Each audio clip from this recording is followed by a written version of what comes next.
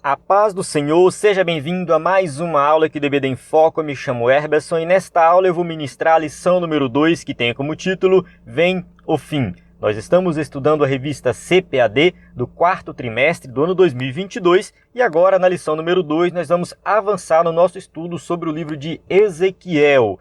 Na lição número 1, nós fizemos uma introdução ao livro de Ezequiel como um todo.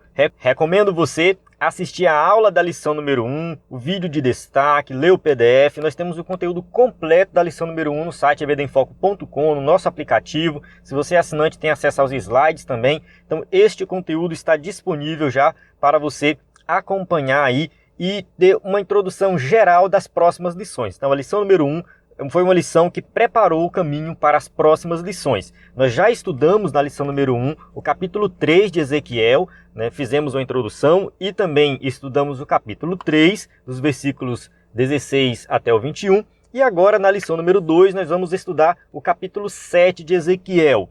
Então, assim, nós não vamos estudar passando por cada capítulo de Ezequiel. São muitos capítulos e não dá para fazer isso em um trimestre da EBD. Você sabe disso. Por esse motivo, o escritor da revista optou por escolher alguns capítulos específicos e este capítulo específico vai falar aqui de uma palavra, uma profecia de juízo para a nação de Israel, falando do fim, no caso uma referência ao fim da nação, um juízo divino por causa do pecado, mas que tem consequências escatológicas futuras. Então a gente vai falar nesse sentido. Eu convido você a assistir essa aula até o final. Tenho certeza que será uma bênção. Eu aprendi muito nessa lição e tenho certeza que você também vai aprender muito aqui. Vamos lá, vamos avançar. Só lembrando que no site ebdemfoco.com e no nosso aplicativo temos aula em vídeo, áudio, PDF, treinamento para professores de EBD, conteúdo totalmente gratuito liberado. Basta você acessar o site ebdemfoco.com ou baixar nosso aplicativo. Quem é assinante tem acesso aos slides em PowerPoint, sermões e curso básico, curso diversos. Então acesse aí ebdemfoco.com. Qualquer dúvida, entre em contato conosco na descrição do vídeo, tem o nosso WhatsApp, ou entre no site direto que você vai ter lá a opção de falar conosco via WhatsApp. Nós temos o aplicativo do EBD em Foco, estamos fazendo algumas melhorias no aplicativo, no site, então você pode acessar, ver lá o conteúdo e qualquer coisa entre em contato conosco, estamos à disposição para ajudar no que for necessário. Bem, vamos para o textuário, que diz assim: E tu, ó filho do homem, assim diz o Senhor Jeová acerca da terra de Israel. Vem o fim vem sobre os quatro cantos da terra. Ezequiel 7, 2. Verdade prática: o atalaia de Deus soa o alarme do iminente perigo, anuncia que o inevitável juízo divino se aproxima. Ezequiel estava profetizando para o povo lá no exílio, como nós aprendemos na aula anterior, porém ele estava profetizando antes da cidade ser destruída. O povo foi levado para o exílio no ano 597, teve a primeira leva, que foi a de Daniel, no ano 605, a segunda leva, que foi a de Ezequiel, no ano 597. Nós debatemos sobre essa questão de primeira e segunda leva, temos vídeos sobre isso. Porém, a cidade não tinha ainda sido invadida a ponto de ser destruída, o templo ser destruído. Isso não tinha acontecido.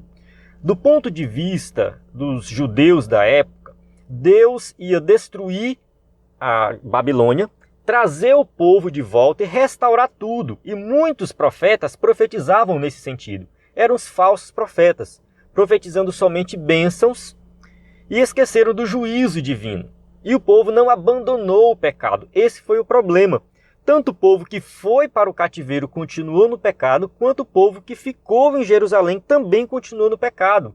Jeremias profetizou na mesma época que Ezequiel. Abacuque tinha profetizado um pouco antes. Então, assim, eles continuaram nos seus pecados e esperavam uma restauração naquela época. Não, isso não vai acontecer. Foi isso que Ezequiel falou. Deus vai derramar o seu juízo. É inevitável. Vem o fim. É isso que essa lição está falando. Se vocês continuarem na desobediência de vocês, vocês vão pagar um preço muito alto. A restauração vai acontecer, mas é algo lá na frente. Então, assim, tem uma profecia de restauração? Tem. Mas essa profecia é futura. No momento, algo iminente, algo que vai acontecer naquele momento. É o fim, por causa do pecado do povo. Não é diferente nos dias de hoje. Nós temos aí também muitas profecias que falam do fim dos tempos, da volta de Jesus, e muitas pessoas não estão ouvindo. Então essa lição é uma lição que nós vamos estudar o contexto da época, mas tem implicações para os dias de hoje. A leitura bíblica em classe encontra Ezequiel 7, de 1 a 10. Nós vamos avançar para ganhar tempo no vídeo, porém, durante a aula, nós vamos fazer referência a essa leitura várias vezes. Introdução. O juízo divino descrito no discurso profético do capítulo 7 é endereçado à terra de Israel, ou seja, particularmente aos seus habitantes, mas tem implicações globais. Então a gente sabe que essa questão do juízo divino sendo derramado sobre a terra por causa do pecado é algo que aconteceu para Israel, mas também vai acontecer na humanidade como um todo. O pecado não vai passar impune. Os contemporâneos de Ezequiel na Babilônia e até mesmo em Jerusalém recusaram a mensagem dos profetas, principalmente de Ezequiel e Jeremias, por não acreditarem que Javé permitisse que os ímpios conquistassem a cidade e destruísse o templo. Então a gente observa que tanto as pessoas que ficaram em Jerusalém quanto as pessoas que já estavam na Babilônia tinham uma perspectiva diferente. Eles acreditavam que Deus ia destruir a Babilônia. Deus não vai permitir que a Babilônia faça isso. Deus não vai deixar o seu povo ser destruído.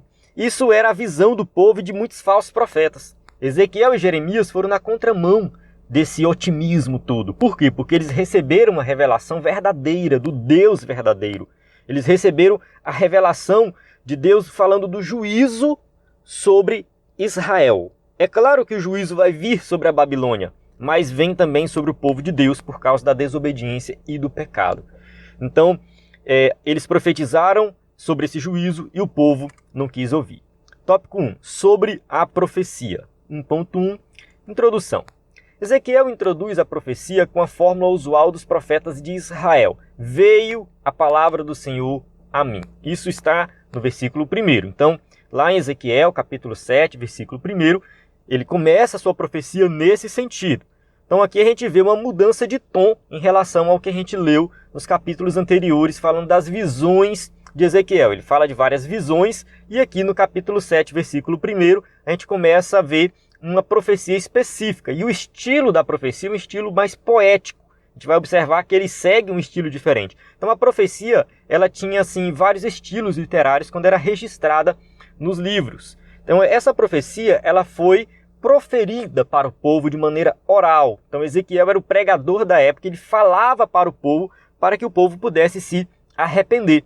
A chancela de autoridade divina, assim diz o Senhor Jeová, é a marca registrada dos profetas de Javé. Isso mostra que Deus é a fonte da profecia, de acordo com o que está escrito em 2 Pedro 1, 20 e 21. Sabendo primeiramente isto, que nenhuma profecia da Escritura é de particular interpretação, porque a profecia nunca foi produzida por vontade de homem algum, mas os homens santos de Deus falaram inspirados pelo Espírito Santo. Então essa inspiração, ela vem desde o início. Todos eles falaram inspirados pelo Espírito Santo, assim como Ezequiel, Jeremias, Abacuque, Sofonias, todos eles foram inspirados, falaram as palavras do próprio Deus, e quem desobedecesse aquelas palavras estavam desobedecendo ao próprio Deus.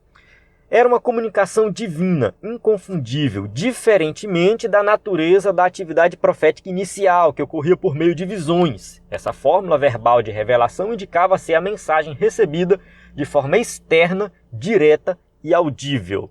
Então a gente observa aqui que essa revelação dele foi uma revelação diretamente de Deus, e o estilo muda de acordo com o que está escrito no livro, na parte inicial, que tem a ver mais com as visões de Ezequiel. No entanto, a fonte da revelação é a mesma, tanto das visões como das profecias. Tópico 1.2. A extensão. Versículo 2, parte B. Eu recomendo você sempre acompanhar aí a revista e ver as passagens, tá? Porque a gente vê que logo no versículo 2, a parte B, né, aí ele fala assim: e tu, ó filho do homem, assim diz o Senhor Jeová, acerca da terra de Israel. É isso que a gente vai falar aqui. A expressão Adamá Israel, para a terra de Israel, aparece 17 vezes no livro de Ezequiel e em nenhum outro lugar do Antigo Testamento isso vai aparecer. Isso indica a ira divina sobre o povo de Israel no seu próprio território. Então aqui Deus está profetizando assim: eu vou derramar minha ira sobre vocês por causa do pecado de vocês na terra de vocês. Numa aula que eu falei na semana passada, acho que foi a aula de destaque, eu falei muito da questão da ligação do povo de Israel com a terra. O povo tinha uma ligação muito forte. Deus prometeu uma terra para Abraão. Essa promessa foi reforçada para Isaac, para Jacó, depois veio para José, que o povo foi levado para o Egito naquela época. O povo foi liberto do Egito para habitar uma terra. Eles estavam indo para a terra prometida. Então essa ligação com a terra era algo muito forte. Tirar o israelita da sua terra era algo muito triste para eles. Leia o Salmo 137, que eles estão falando ali quando eles foram levados para o exílio. Então a gente percebe a tristeza do povo por sair da terra. E Deus está falando que vai castigar eles na terra deles, no próprio território deles. Esse é o juízo divino. Mas ninguém deve restringir esse castigo somente a Jerusalém, pois ele tem também um caráter cósmico, portanto extensivo a outros lugares. Nós temos que entender a ideia principal. Deus tem uma nação escolhida. Essa nação peca contra ele. Ele vai e executa juízo sobre essa nação. Acontece que Deus é dono de tudo. Do Senhor é a terra e a sua plenitude. Então, ele comanda todas as nações e ele executa juízo em todas as nações desobedientes. A gente observa que o próprio Ezequiel profetiza contra 7 nações. O número 7 tem a ideia de completude. Então, ali a gente vê assim que Deus ele profetiza juízo não somente para aquelas 7, mas para todas as nações que, de certa forma, vão desobedecer a Deus. E se nós fizermos uma retrospectiva das nações antigas, dos povos antigos, a gente vai observar que várias nações deixaram de existir. Aquelas nações que eram vizinhas de Israel, Amon, Edom, a Babilônia, elas deixaram de existir. Foi juízo de Deus sobre elas. O próprio Império Romano, que foi grandioso na época de Jesus, também sucumbiu. Enfim, Deus está executando o juízo o tempo todo e tem o grande juízo final. A gente tem aqui uma palavra profética escatológica, porque no fim dos tempos Deus vai derramar a sua ira sobre a face da terra e o juízo de Deus será executado sobre todos os pecadores. Isso fica claro pelo uso da expressão escatológica: o fim vem sobre os 4 cantos da terra, que está escrito ali no versículo 2 do capítulo 7, tá? Que a gente está estudando, que aparece na Bíblia para se referir a toda a terra. Apocalipse 7:1 está escrito assim: e depois destas coisas vi 4 anjos que estavam sobre os 4 cantos da terra, retendo os 4 ventos da terra, para que nenhum vento soprasse sobre a terra, nem sobre o mar, nem contra árvore alguma. Bem, vamos lá. Eu coloco no slide sempre o conteúdo que vem na revista, e se tiver alguma divergência eu explico aqui na aula. Eu, particularmente, achei um pouco forçada essa interpretação do escritor da revista, dizer que 4 cantos da terra está fazendo referência à terra como um todo. Eu não concordo com isso, porque pelo contexto são os 4 cantos da terra de Israel. Quando ele começa a profetizar, ele fala assim, assim diz o Senhor acerca da terra de Israel, no próprio versículo 2. Então os 4 cantos da terra são os 4 cantos da terra de Israel. A própria NVI traduz dessa forma, né? Coloca aí que os 4 cantos da terra de Israel. E no versículo 3, quando ele fala assim, agora vem o fim sobre ti. Quem é ti aqui? Sobre Israel. Porque enviarei sobre ti a minha ira, ou seja, sobre Israel. Então a gente tem que entender o texto de acordo com o contexto. E de acordo com o contexto, a profecia aqui é para a terra de Israel. São os 4 cantos da terra de Israel. É nesse sentido. É claro que isso aqui não elimina essa ideia que nós estamos falando da ira de Deus ser derramada sobre a terra como um todo, no sentido de que Deus vai punir o pecado, vai punir tudo que acontece de ruim. Então, é claro que tem implicações cósmicas, tem implicações escatológicas, o fim vai vir para todos, mas no contexto aqui eu entendo os 4 cantos da terra como os 4 cantos da terra de Israel. Essa profecia aqui realmente é uma profecia para Israel, mas por causa da desobediência deles, assim como outras nações, por causa da desobediência, sofreram o juízo divino, e a humanidade como um todo vai sofrer o juízo divino por causa da desobediência. Tá? Eu acredito que ficou claro aí, né? Vamos avançar, tópico 1.3. Quando? Né? Quando que será esse fim? O agora, aqui do versículo 3, é no hebraico atá. né? Ele ressalta a iminência do fim. É algo que vai acontecer depressa. Versículo 8, né? Agora depressa derramarei o meu furor sobre ti. Foram poucos anos, nós não sabemos exatamente quanto tempo, mas assim, Deus leva Ezequiel em 597, 4 anos depois, em 593, ele começa a profetizar e cerca de 7 anos depois a cidade é destruída. Pode ser que passou alguns anos até essa profecia se cumprir, mas foi pouco tempo, foi depressa, foi rápido, porque eles não esperavam isso. Então Deus, ele entrega a profecia e ele cumpre aquilo que está na profecia. Tem a palavra vem. Essa palavra vem, agora vem o fim sobre ti. Ela demonstra também uma urgência, né? O hebraico aí vem do hebraico bavi, aparece 10 vezes nesse curto trecho da profecia. E em 4 delas a ação está em andamento, pois o particípio hebraico indica uma ação contínua e ininterrupta. Eis que um só mal vem, eis que vem a tua sentença, eis aqui o dia, eis que vem. Observe que é algo urgente, é uma ação contínua e Deus vai executar o juízo a qualquer momento. Tópico 2, sobre o fim. Vamos lá, só refletir um pouco aqui sobre o tópico 1. O povo desobedeceu, o juízo vem a qualquer momento. A qualquer momento será executado ali naquela nação o juízo divino. A gente já falou na aula anterior, dando a visão geral de Ezequiel, deixando bem claro que nem todo povo era desobediente, nem todo povo adorava outros ídolos. Então, no meio desse povo ímpio, pecador, tinha aqueles que ainda estavam adorando o Deus verdadeiro, que eram fiéis a Deus, fiéis à aliança. E esse povo está no meio ali do povo pecador. Tá? Então, essa profecia, ela serve de alerta para todos. Para aqueles que são pecadores e não se arrependeram, e para aqueles que não vivem no pecado. Aqueles que ainda estão adorando a Deus. Eles também tinham que ficar na expectativa desse fim. E esse tipo de situação tem um paralelo muito forte com o que nós estamos vivendo hoje. Nós sabemos que Deus vai executar juízo sobre a terra, vai acontecer realmente o dia do Senhor, é a volta de Jesus, é algo escatológico mesmo, apontando realmente para um futuro que é iminente, que pode acontecer a qualquer momento.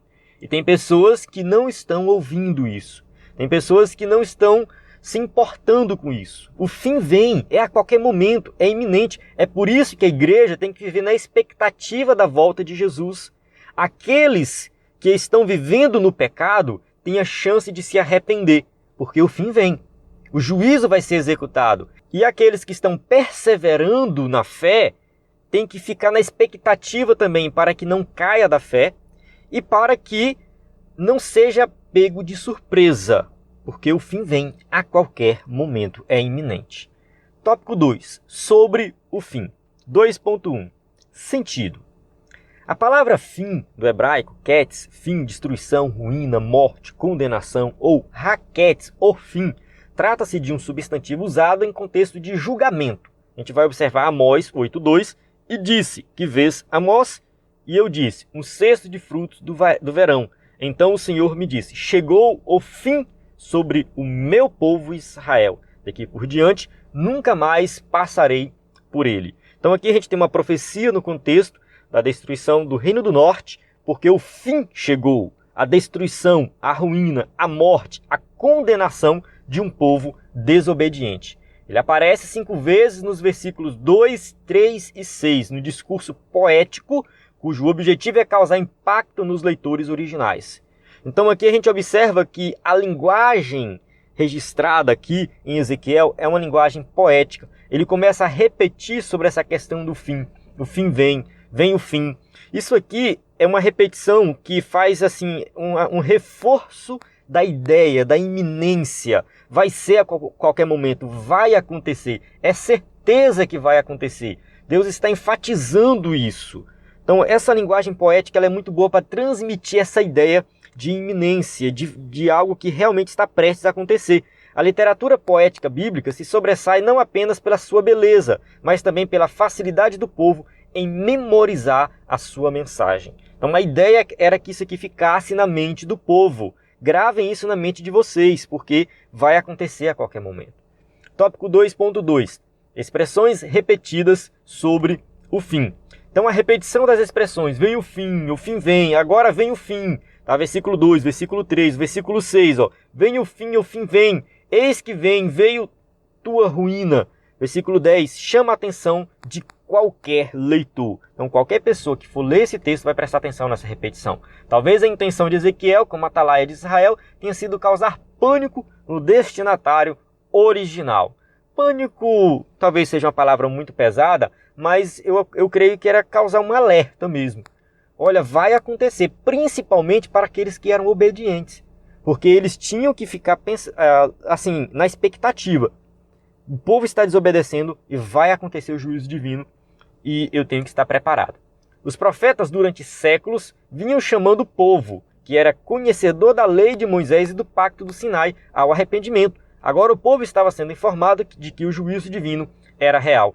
Então, durante muito tempo, os profetas vieram falando, se arrependam, mudem de vida, abandonem os ídolos, venham servir a Deus e abandonem todo tipo de pecado. A nação pecava de várias formas. Depois eu vou disponibilizar algum material, algum vídeo. Eu creio que já tenho gravado algum vídeo. Vou dar uma pesquisada, mas se não, eu gravo um novo. Falando dos pecados da nação. Não era somente idolatria. Tinha muitos outros pecados. Tinha os pecados relacionados ao desprezo aos pobres, aos necessitados. Então, assim, a nação estava numa situação deplorável de pecado, não somente de idolatria, mas de várias áreas.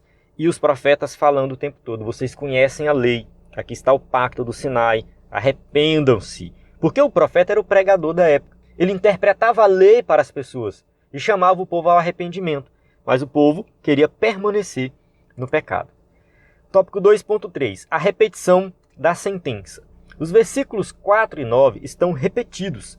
Ninguém deve se surpreender com a intensidade desse juízo anunciado de antemão, pois é compatível com a natureza divina. Então, no versículo 4, fala assim, e não te poupará o meu olho, nem terei piedade de ti, mas porei sobre ti os teus caminhos e as tuas abominações estarão no meio de ti.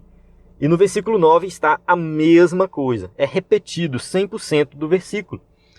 Um dos objetivos desse juízo é a erradicação da idolatria, a causa das abominações, visto que a casa de Israel recusou esse remédio pelo arrependimento. 2 Crônicas 36:16 está escrito, porém zombaram dos mensageiros de Deus e desprezaram as suas palavras e escarneceram dos seus profetas, até que o furor do Senhor subiu tanto contra o seu povo, que mais nenhum remédio houve. Então o pecado já estava tão grande, que não tinha mais remédio. Deus tinha que executar o juízo para que o povo pudesse se arrepender.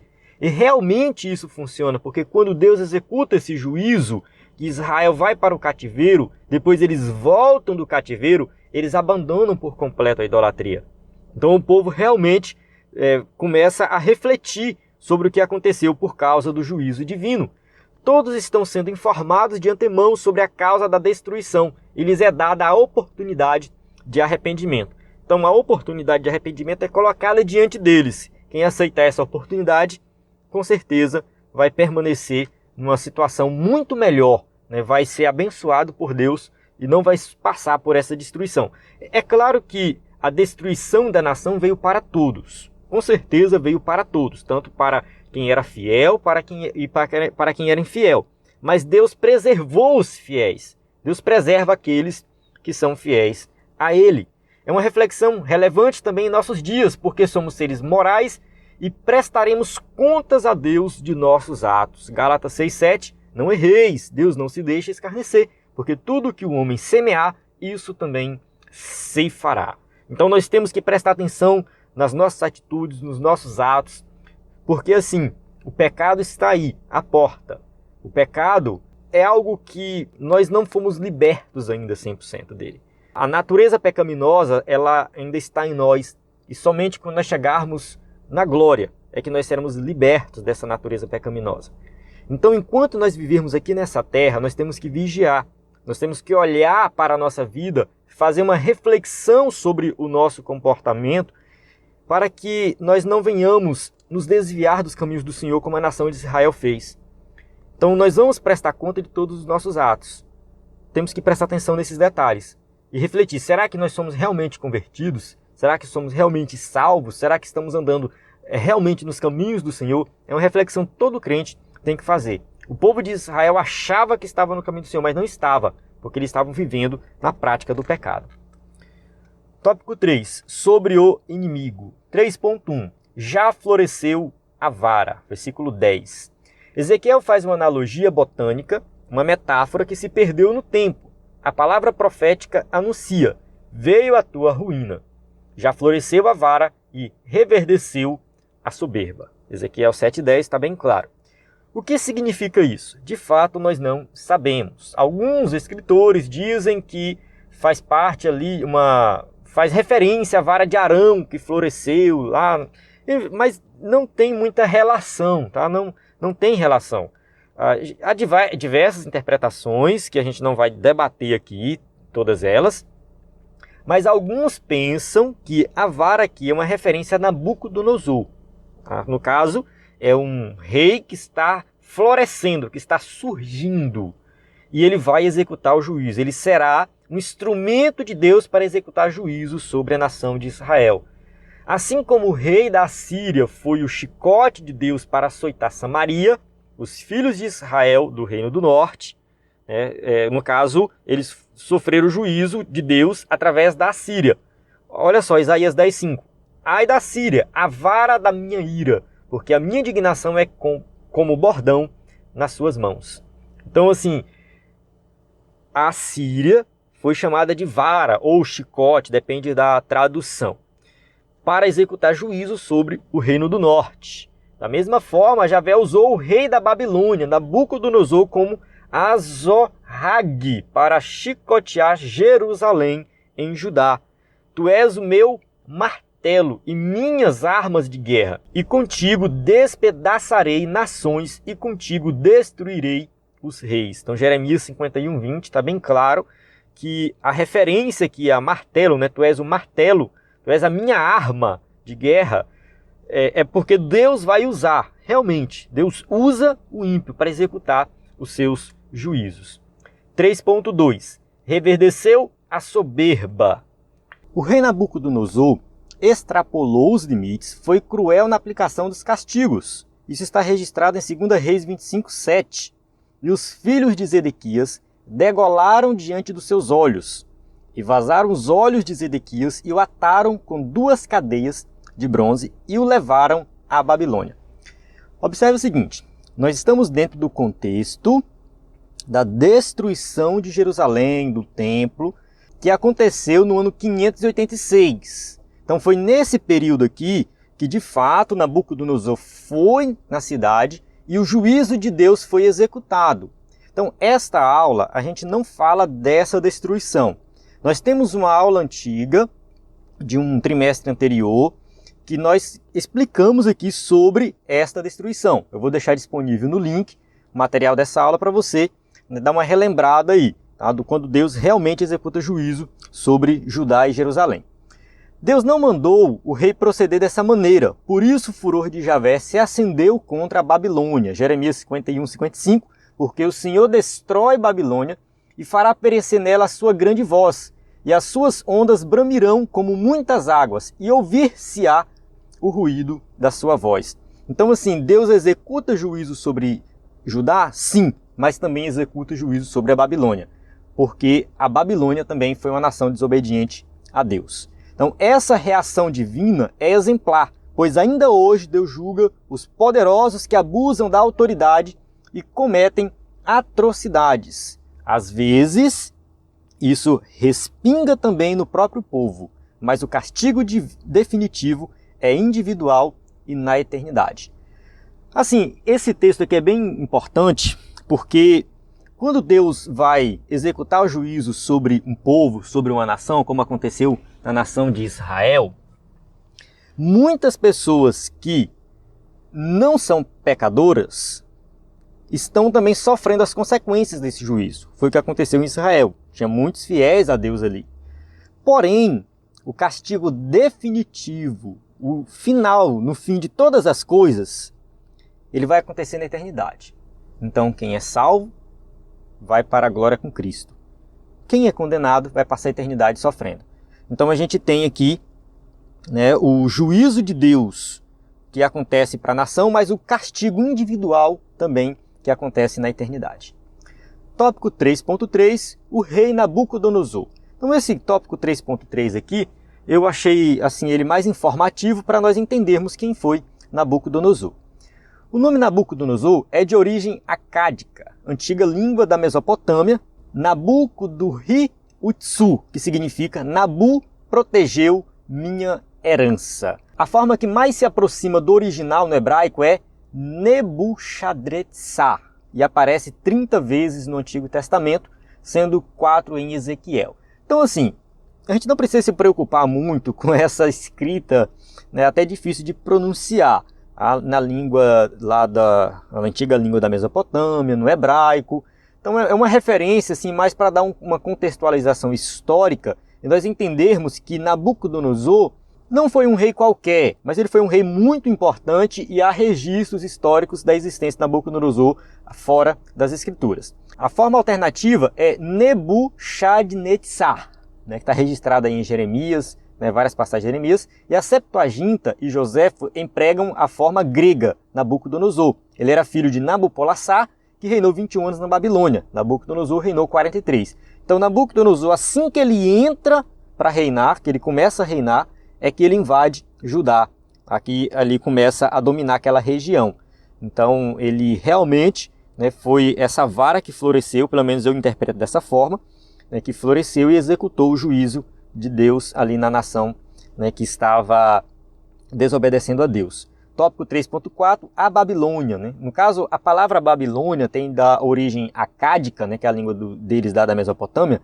Babili, né, significa portão de Deus. No Antigo Testamento usa-se Babel, né, e na Septuaginta Babilon, que é Babilônia. Tá? É o nome dessa região, quem está assistindo pelo vídeo, tem um mapa. A região que hoje é o Iraque, é uma região muito conhecida também. Caldeus e babilônios eram, no princípio, povos distintos. A palavra Kasdu significa conquistadores, era usada para identificar as diversas tribos semitas que povoavam o norte do Golfo Pérsico, no sul da Babilônia, desde os dias de Abraão. Então a gente tem aí uma referência aos caldeus e aos babilônios, que se tornaram depois um povo só. Isaías fala de babilônios e caldeus referindo-se ao mesmo império. Então a gente vê que às vezes eles são tratados como povos distintos, porque realmente eram povos distintos, mas depois, né, houve uma união desses dois povos. Na verdade, um conquistou o outro. E eu não quero me prender a esses detalhes aqui, porque eu acho que foge um pouco do propósito da passagem, mas nós só precisamos entender que era um grande reino, né, que conquistava outros reinos, e por esse motivo eles conquistaram aquela região ali de Judá, e depois Deus permitiu que eles executassem esse juízo sobre a nação de Judá. Na verdade, eles destruíram a nação, e isso foi uma permissão de Deus, porém eles extrapolaram o que Deus permitiu, né, e também sofreram o juízo divino. Vamos para o final aqui, para a nossa conclusão. Os julgamentos divinos na história mostram que o pecado jamais ficará impune e que a única maneira de escapar da condenação é através do arrependimento e da fé. Israel não tinha desculpa. Não podia alegar ignorância, pois o povo dispunha de Moisés, do ensino dos antigos sábios, da revelação dos profetas e do conselho dos sacerdotes. O apelo dramático de Ezequiel é um exemplo clássico dessa verdade. Essa conclusão, ela é uma conclusão que vai fazer aqui uma reflexão sobre o juízo divino na história como um todo. Então a gente sabe que Deus ele vai executar juízo, tanto que o título da nossa revista é sobre justiça, fala de justiça. Então Deus está julgando a humanidade o tempo todo, está executando o juízo. Então o pecado não vai passar impune, não vai ficar impune. Nós temos que nos arrepender dos nossos pecados, e a nação de Israel, ela conhecia a lei, ela sabia de todas as coisas, tinha a revelação de Deus, tinha os profetas. Então, a nação de Israel deveria ser exemplo para os outros povos e não foram exemplo. Eles não serviram de exemplo porque, mesmo conhecendo a lei de Deus, eles pecaram contra Deus e sofreram as consequências desse pecado. Essa lição é uma lição que serve assim para a humanidade como um todo. A gente pode falar do juízo de Deus na humanidade como um todo, mas também na nossa vida. Muitas vezes nós erramos, nós pecamos, sofremos as consequências dos nossos pecados e ficamos pensando que é outra coisa, que é o diabo. Ah, porque o diabo está lutando contra a minha vida. Não! Muitas vezes não é o diabo, muitas vezes é a justiça de Deus, é o juízo de Deus sobre nossa vida, a consequência dos nossos próprios pecados. Então a gente tem que parar e refletir sobre isso. Até que ponto nós realmente estamos comprometidos com as verdades do Evangelho. Assim como Israel sofreu as consequências, nós também podemos sofrer. Amém? Então a gente chega aqui no final dessa aula. Mais uma vez, reforçando o nosso conteúdo disponível no nosso site, aula em vídeo, áudio, PDF, slides em PowerPoint, cursos. Então você pode acessar ibdemfoco.com ou baixar agora o nosso aplicativo disponível para Android e acessar todo o conteúdo, porque na plataforma IBD em Foco você tem tudo o que precisa para ministrar uma aula de excelência na IBD. A paz do Senhor, até a próxima aula.